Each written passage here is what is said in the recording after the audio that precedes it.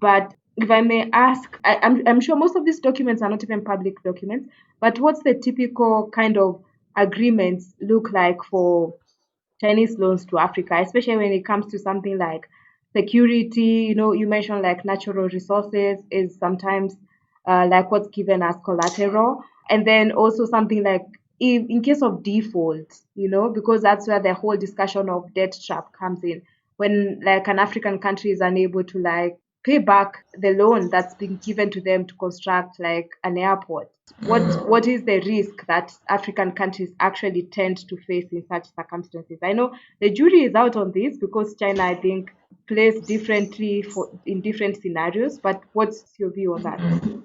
For China, because most of the times they are going bilateral, they want to approach each project as it is, not as a collective, but they mostly prefer bilateral agreements. So you'll find agreements mostly being bilateral, state to state. So each state's contract will vary. And like you said, most of these agreements are not open to public viewing. So you don't exactly know the terms that are in them, but you would go on the knowledge of what normally exists in a loan agreement, that there's a debtor and then there's a creditor. So this person China will give the debtor, certain country, this amount of money.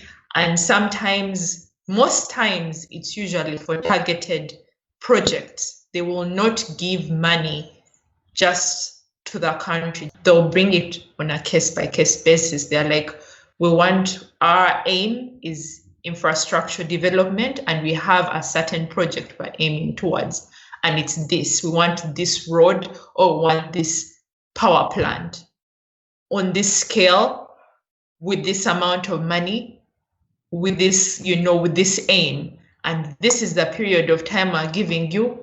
This is the interest, rate we are giving you at. And they'll put their, the law applicable. If in case of default, you are entitled, they do put remedies. In case you want to restructure, in case you want to renegotiate, they will put all those things there. And then they'll also put, dispute resolution mechanisms, which court or which law should you turn to in case there's a dispute. So you'll find that they are mostly, there's no set framework. There's no guiding principle. There's no guideline. So you'll find that they will adapt to the country's, local circumstances, what that country is aiming at.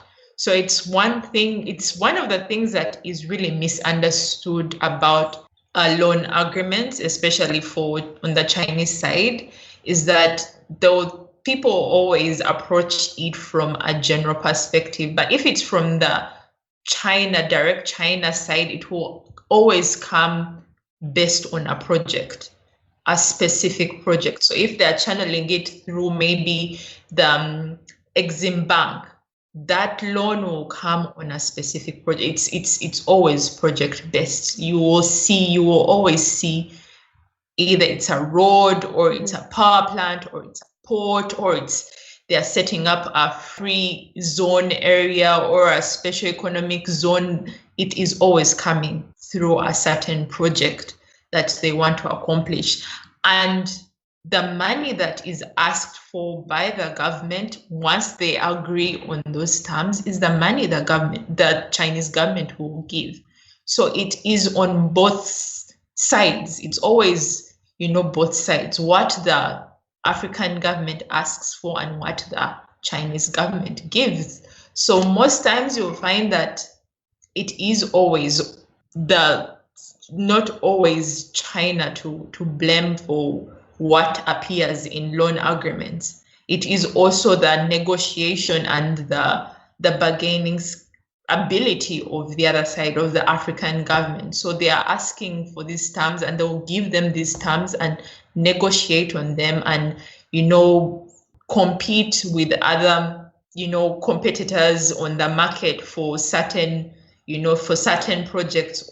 And then that is the money they will give for this project. So you'll find that China is saying that we have a project like this, and then Uganda will be like, oh, you have a project, why don't you make it this big? You know, we have this amount of land, we're giving it to you. You know, we just want it this big, because they know the bigger it is, the more money will come with that thing. So it is always up to the government itself. So you have that problem where you're having African governments over borrowing beyond what they need.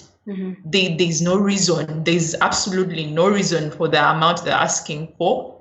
And, you know, even with the indicators, the economic indicators they have on ground, why they would need such a project, that is what they will ask for, and that is what the Chinese government will give, because for them, on their end, they know that they'll need it. You know, they'll need it anyway. They'll need that power to power their industries. They'll need the project because it's coming with service contracts. They are going to employ their own companies, their own construction companies, their own logistics, their own transportation, their own workers. They are going to, the material to build these projects is coming from China. So they won't care. They are getting market for this. So you have to ask in turn, what are these countries getting from these agreements? And it doesn't balance. You know, it doesn't balance either way. So that is what you have to look out for. Not just what China provides, but what the governments are asking for in these contracts, because a contract is a give and take on either side. You have reasons why you're asking for this money, and you have to, you know, it has to be proportionate to your development needs, what you're going to use it for, and that is what you sign up for. So you will find that those contracts are like that. So, and also the collateral that goes with it is what the governments bargain with. So they will either bargain, for example, if you're taking Kenya's SGR as, you know, as an example, they're saying we're going to give you money to build this project. You'll pay it back in either export revenues, or you will pay it back in whatever kind of manner you want to pay it back in. So the collateral will always be left up to the government itself, not to the Chinese, not to the borrowers. So it is always what the governments are willing to put up. And one of the questions that has been appearing mostly in connection with China is that debt trap diplomacy thing that came up with after China built that port in Sri Lanka and then decided to take it as a collateral, and everyone was screaming their heads about how it was affecting their sovereignty and how they were taking assets of the government, the sovereign assets of the. And if you look closely at some of these things, it's what the government gives. It's the government that gives up that 99-year lease on these projects. It's what the government gives. It's not something that is forced out of governments. They give it up willingly. They will make these choices willingly. It's when the time comes to pay back is when people start screaming about these kinds of collateral. And why China chooses collateral, commodity secured loans or resource secured loans is because Africa is a really risky place to do business in. It's politically unstable. It's not well integrated within the global system of doing things. And each government that comes on will change an economic policy just like that. So these companies need that security, most of them being private creditors, even if they are going under the flag of China, the Chinese government. These are development banks, and China has only had a very short stint at development financing. That's why it's changing its tune as it goes along, because it has discovered Africa is a risky business, like it's really risky. So it will have to secure through these kinds of resources, it will have to secure its investment, to protect itself, to get back what it has invested, to encourage more of its companies to continue on going. So you find that they'll really do go down and bargain, but unfortunately, they are much more experienced at this than African governments are. Okay. Yeah, so you find disproportion there. I think, Patricia, what you're saying is so important to say, because I think for most Africans, you hear the arguments is that someone is taking advantage of Africa. Someone is like, your arm is being twisted to get these deals.